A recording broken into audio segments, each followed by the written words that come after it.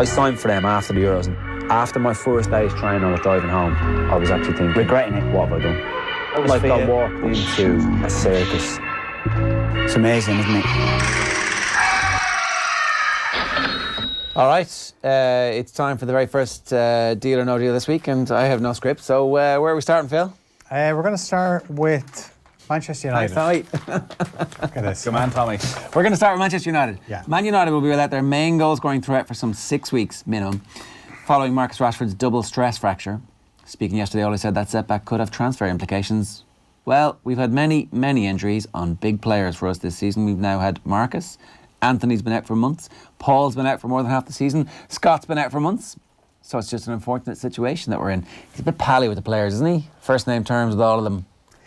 Yeah. Pogba, Solskjaer, Martial. They've all got surnames, including yourself. This was actually going to be one of the concerns when he took over, and you could see the move away from Mourinho's not doing much running. They were always bottom of the table in terms of miles covered. So Solskjaer's obviously upped their intensity, and they're picking up all these injuries. Yeah. It sounds like Rashford was playing hurt anyway. Yeah, which is not good. He's only 22. And I remember, was it last year, Sam Allardyce talked about if they're not careful with someone like Rashford, he could go down the Michael Owen route where you're just plagued with injuries for your career. Yeah. If you were Ole Gunnar Solskjaer's director of football, we know famously he doesn't have one. What moves would you be making here to get him through the summer? They need to concentrate on getting the Bruno Fernandes one over the line, because that is not happening. Here we are, 20th of January. The window opened 20 days ago. And why do I think we're going to be on deadline day thinking, is the Bruno Fernandes deal going to happen? The fax machine, turn it on. There was an interesting story in the paper yesterday that Manchester United last summer were angry that they were being linked with Bruno Fernandes, that they thought he was nowhere near the quality of a Manchester United player, and they were disgusted to see their name linked with him, and they were being offered him for... Who's leaking that? I don't know whose interest that story is. They were offered him for... What are they offering at the moment? 43 plus 17. So they were offered him 43 and said, absolutely no chance. Now Whereas they're going to now pay 60. they're going to have to pay 60. Everything you hear from the other side is they expect him to go. So maybe eventually they do come to some sort of agreement. But who are they going to get in as a striker? Well, we were talking about Edison Cavani? Cavani, that's exactly who we... look, I have it written down there. Cavani, because we talked about him last week, how you could obviously get him for free in the summer, but Atletico were offering 20, PSG wanted 30, so United will have to pay 60. That's just the way it goes. If Man United pay 60 for 32-year-old Edison Cavani, there is a touch of the Falcao of Cavani. Not there isn't, the fact though, that they Falcao's sort knees, of look alike. Falcao's knees had erupted. They were took together with sticky tape. But he didn't do too badly when he left them, though. For the way United currently want to play, he's not a like-for-like replacement for Marcus Rashford. No. He doesn't have the pace to work in the counter-attack. No, but you could change, and their counter-attack won't be surely against the Bournemouths and Villas of this world. Well, that's where Bruno Fernandes comes in, is against the Bournemouths and Villas, where they actually, their record when they have more possession of the ball is absolutely shocking. Yeah. So get Fernandes, get Cavani, see the rest of the season out, and then see what happens. Sell Pogba, sell De Gea. I think Fernandes, it's going to be fascinating to see what happens, because it's hard to think of a player and a club that's more one club player than Sporting Lisbon and Bruno Fernandes. Yeah. He does absolutely everything. They've nothing away from him. And when I've seen him play, he has the look of a player who thinks he shouldn't be there. Like, he's better than Sporting. So he might be. He tries a lot, gives the ball away a lot, because he thinks, it's up to me to do it. Yeah, Jack Grealish gives the ball away a lot. Okay, so Paris Saint-Germain, France left back, Living Kurzawa at 27, will join Arsenal on a free transfer in the summer. Good business? They'll have 3 left backs then. They'll have Tierney, Kolasinac and Kurzawa. They need one now, because obviously Tierney's got the shoulder injury. Saka played there at the weekend and actually did okay. But that was against Sheffield United, who set up hard to beat. Arsenal actually had plenty of possession, but I don't know if it's... Kolasinac isn't good enough anyway. He's not. He can go. No, Tierney is better than Andy Robertson. Bullshit. Is injured all the time. But they're going to need... I presume that means Kolasinac will go. And let's wait and see how good Tierney is. Let's prove it to us here, buddy. Come on. It is game time. And he's been injured pretty much since he stepped in the door. But best ability is availability, Phil. Yeah, no, absolutely. No, I think he will be good if we actually get to see him get a sustained amount of time in the team. Arsenal are linked with Bayern Munich and Germany defender Jerome Boateng, again 31, who they hope to get on loan during this window now. Would he make an impact at Arsenal at this point in his career? Yes, because it means Mustafi is taken out of the team. He was dreadful on Saturday. He just causes panic. That if a ball is played into a striker, you can be sure Mustafi's going to come in sliding in behind him. He just can't help himself. And Go and buy Nathan Ake. Go and spend the 50 million. Is he really that good? He's better than Jerome Boateng. He's young. Yeah. He'll have resale value. He'll have everything you want. Get him when... You can plan for the next 3-4 months, and then he's ready to go for the start of next season. But why not get Boateng on loan? It's Kieran Clark turned into a defender who will do a job at this stage now. He's fit. If he's like 30, got to that level of... See, like... go to Arsenal.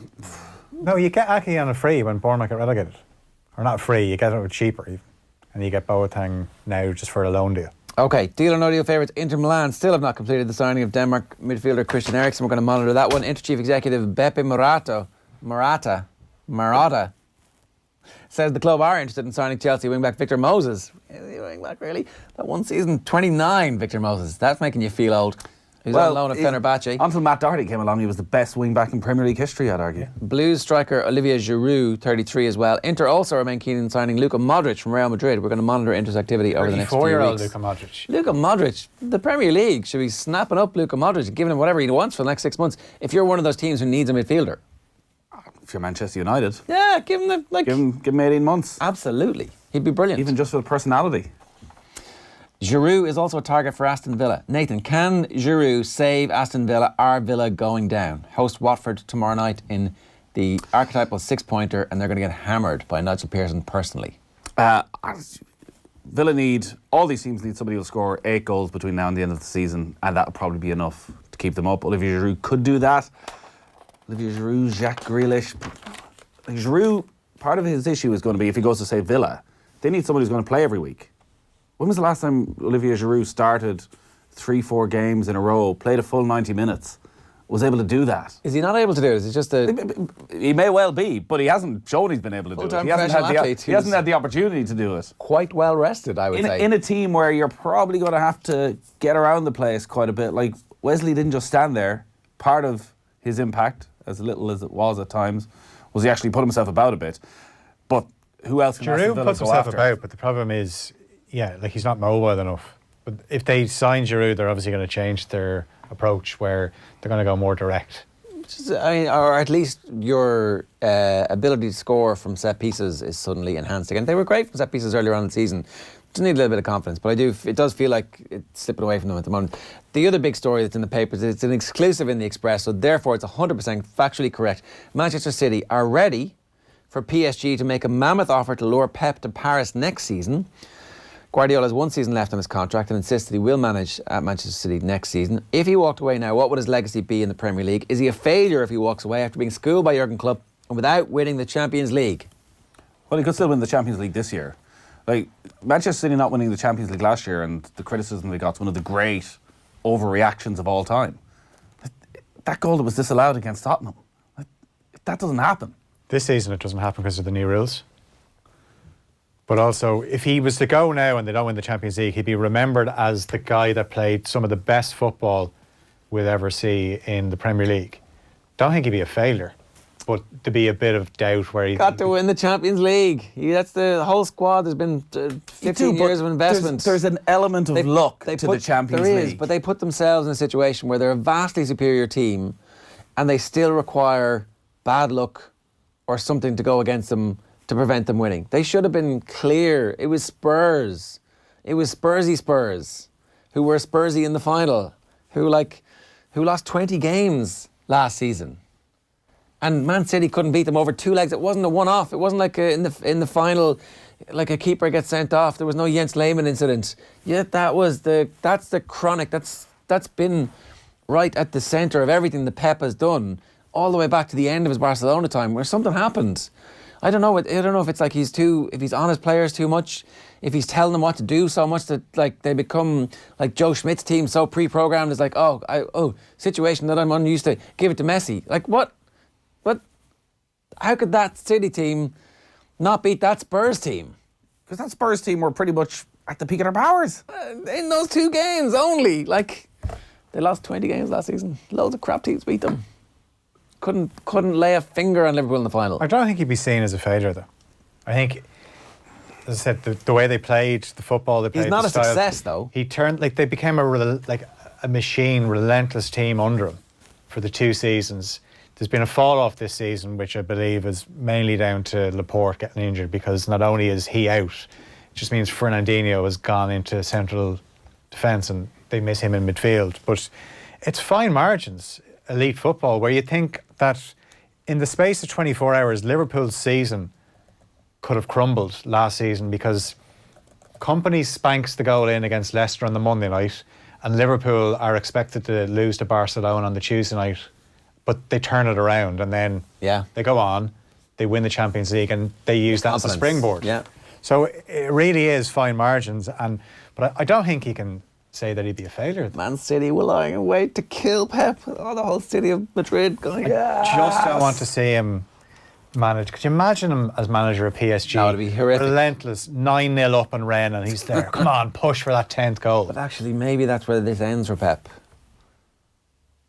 What, 5 years at Paris Saint-Germain? Yeah, exactly. And it's like, it's the perfect, you know... If you're Paris Saint-Germain, suddenly it's a lot easier to say to Mbappe, hey, stick around. Stick around. Pep, you're the best player in the world. We've got the best manager in the world. Pep slates him on the touchline because he tried that Rabona. 30 seconds, 7-0 up. 30 seconds left. Everton are preparing a 30 million bid for 26-year-old Germany and former Liverpool midfielder Emery Can. Can you see this deal happening? Well, when Andre Gomez gets back fit, we're instantly talking about the best-looking central midfield pairing there's ever been in the Premier League. It's the most typical Everton signing, a player who looked like he could be an elite midfielder, never quite had it, has gone downhill since he left Liverpool. We need a sting. Breaking news. Paris Saint-Germain sporting director Leonardo says Edinson Cavani has handed in a transfer request. It's on. He was obviously listening to us. Ole Gunnar Solskjaer. What? Yeah. Needs to go. All right, that's it. We got to go. That is Deal or No Deal for this Monday morning. That's also all of us here from OTB AM.